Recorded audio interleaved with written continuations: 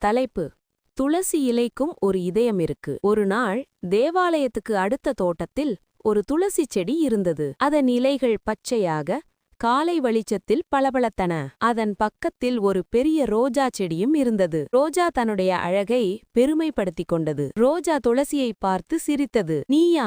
யாரும் உன்னை பாராட்ட மாட்டாங்க" என்று கேலி செய்தது. துளசி அமைதியாக இருந்தது. அது மெதுவாக சொன்னது, "அழகை விட நல்ல மனசு முக்கியம்." அந்த மாலை கோவிலில் பூஜை ஆரம்பமானது. பூசாரி மலர்களை தேர்ந்தெடுத்துக் கொண்டிருந்தார். அவர் ரோஜாவையும் எடுத்தார், துளசியையும் பார்த்தார். அவர் துளசியை மிகுந்த அன்போடு பவித்திரமாக வைத்தார். ரோஜா ஆச்சரியமடைந்தது. அது கேட்டது, "ஐயோ, உன்னை கோவிலில் எடுத்துக்கொள்கிறார்கள், என்னை இல்லை." துளசி மெதுவாக சிரித்தது. "நான் சிறியவள்தான், ஆனால் என் மனசு பக்தியால் நிறைந்தது" என்றது. பூசாரி துளசியை எடுத்து விஷ்ணுவின் பாதத்தில் வைத்தார். அந்த இலை அமைதியாக பிரார்த்தனை செய்தது. ரோஜா அதை பார்த்து மௌனமாயிருந்தது. அவளுக்கு புரிந்தது, அழகு தற்காலிகம், அன்பு நிலையானது.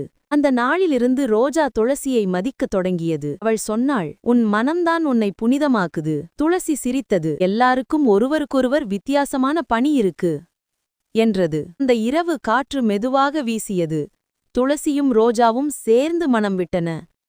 நிலவு வெளிச்சத்தில் அவர்கள் இருவரும் பிரகாசித்தனர்.